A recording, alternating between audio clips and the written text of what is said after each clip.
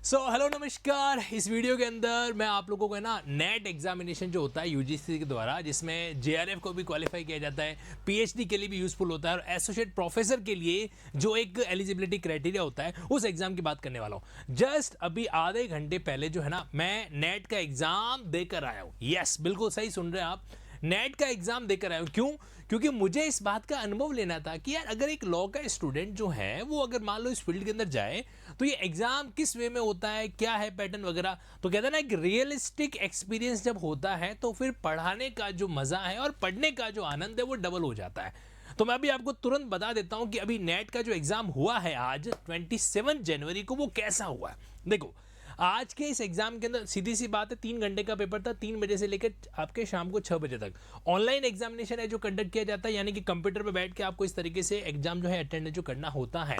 आप एग्जाम खत्म होने से पहले नहीं निकल सकते, भले ही आपने आधा घंटा पहले पेपर है जो खत्म करके रखा हो। ओके, अब इसमें 2 पेपर होते हैं, पेपर 1 और पेपर 2। पेपर 1 आपके 50 एमसीक्यू होता है, बाकी के जो है 100 एमसीक्यू आपके पेपर सेकंड के जो होता है। 50 एमसीक्यू यानी कि जो आपका पहला पेपर होता है वो बेसिकली आपके एक तरीके से टीचिंग एप्टीट्यूड कह दो, मतलब उसको करंट अफेयर तो नहीं कहेंगे अपन क्योंकि करंट अफेयर के सवाल इसमें नहीं आते हैं, लेकिन कहीं कहीं जो है टीचिंग एप्टीट्यूड कह दीजिए या फिर जो आपके जनरल रीजनिंग है जो कह दीजिए, इस तरीके के सवालों का पुलिंदा आपको देखने को मिलेगा। आपको एक पैसेज दिया जाएगा, पैसेज में से आपको क्या करना है, क्वेश्चन की जो आंसर है जो फाइंड आउट करना है वगैरह, ये चीज़ भी आपको यहाँ पे देखने को है जो मिलती है।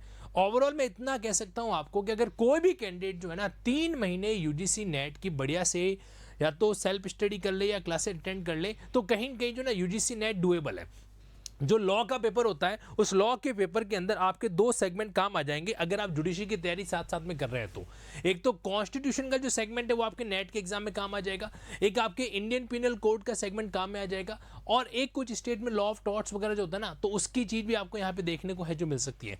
बाकी आपके इसके अंदर जो सवाल पूछे जाते हैं वो लिस्ट बेस्ड क्वेश्चन ज्यादा होते हैं। एक तरफ लिस्ट 1 दे रखी है, दूसरी तरफ लिस्ट 2 है जो दे रखी है। अब आप क्या करो, लिस्ट 1 में से लिस्ट 2 को जो है क्या करो, चूज है जो करो। इसका फायदा भी है, नुकसान भी है। फायदा ये है कि मान लो 4 में से आपको कोई एक भी ऑप्शन अगर अच्छे से आ रहा है ना तो आप उसको क्या कर सकते हो, डील एजो कर सकते हो। जैसे आज का एक सवाल आया था हमारे सामने कि विषय का केस जो है वो किससे कनेक्टेड है, तो safety of women at work place से कनेक्टेड है। तो आसानी से वो सारे के सारे ऑप्शन क्या हो गए, टिक आउट है जो हो गए। ठीक, और पैसेज बेस्ड क्वेश्चन तो एकदम मजा आ गया कैंडिडेट्स को, मतलब 141 से लेकर 151 2 पैसेज दिए और इतने एकदम क्या कहते हैं लड्डू गुलाब जामुन जैसे क्वेश्चन जो है वहां पे दिए थे कि आपको सिंपली देख के क्या करना है, आंसर है जो टिक आउट है जो करना है। ऐसा जो पैटर्न है वो भी आपको देखने को मिलेगा।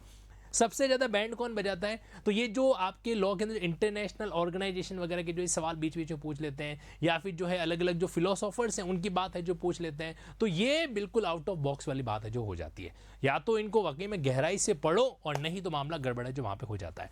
तो इन शॉर्ट इतनी सी बात आपको कहना चाहता हूँ कि अगर आप यूजीसी नेट को एक ऑप्शन बना रहे हैं, क्योंकि देखो जेआरएफ जूनियर रिसर्च फेलोशिप में आपका सिलेक्शन हो जाता है ना तो कहीं ना कहीं आपको 50,000 पर मंथ का क्या मिलता है, एक तरीके से स्कॉलरशिप है जो मिलता है, और वो भी 1 2 नहीं 3 से 5 साल तक बराबर। और इन बिटवीन आप साथ साथ में अगर कोई जुडिशरी की तैयारी करो या कुछ और भी कुछ कर रहे हो तो आपके लिए बड़ा यूजफुल है जो हो जाता है। तो मेरा स्ट्रॉन्ग सजेशन है कि जैसे ही आपका एलएलबी कंप्लीट हो जाता है आप डेफिनेटली एलएलएम का एग्जाम फाइट कीजिए और जुडिशरी के साथ साथ में एक ऑप्शन और तैयार करके रखो, और वो है आपके नेट एग्जामिनेशन, जो कि आपके लिए कॉलेज प्रोफेसर या पीएचडी होल्डर बनने के लिए और या फिर जो है जेआरएफ क्वालिफाई करने के लिए यूजफुल है जो हो सकता है।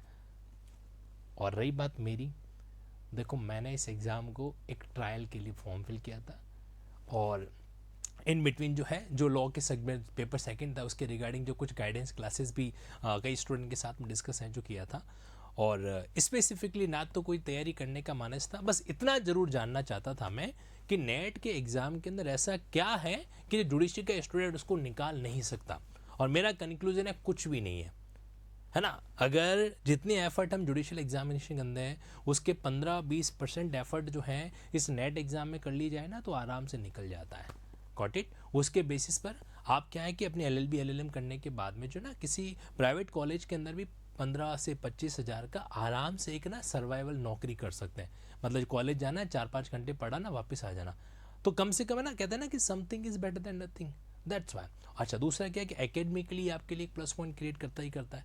तो इन शॉर्ट लिंकिंग ऐप पर जो है नेक्स्ट जब भी यूजीसी नेट का एग्ज़ाम होगा ना, शानदार तैयार होगी, क्योंकि मैं रियलिस्टिक जो है एक्सपीरियंस उसका ले चुका हूँ। और अब जो भी मेरे साथ में टीम कनेक्ट होगी पेपर 1 के लिए, पेपर 2 के लिए, तो उस अकॉर्डिंगली क्या करेगी, चीज़ों को डील जो करेगी। हालांकि आज के एग्ज़ाम में टेंशन भी थी, पता है क्या, मैंने का एग्ज़ाम बैठा हूँ, कोई स्टूडेंट इधर से उधर से पूछ लेगा, सर आप भी एग्ज़ाम देने आए हो, इसका क्या आंसर है बता दो तुम। लेकिन ऐसा बिल्कुल भी नहीं हुआ, मतलब नक्कल मारने की गुंजाइश होती ही नहीं है। वो लोग क्या करते हैं, बड़ा थोड़ा स्ट्रिक्टली कॉम्प्लाइंस है जो करता है। खैर इन शॉर्ट इतना आपसे कहना चाहता हूँ कि go ahead for UGC NET, nothing wrong with that, it's a good opportunity, correct. Thank you so much, take care, love you all, respect you all.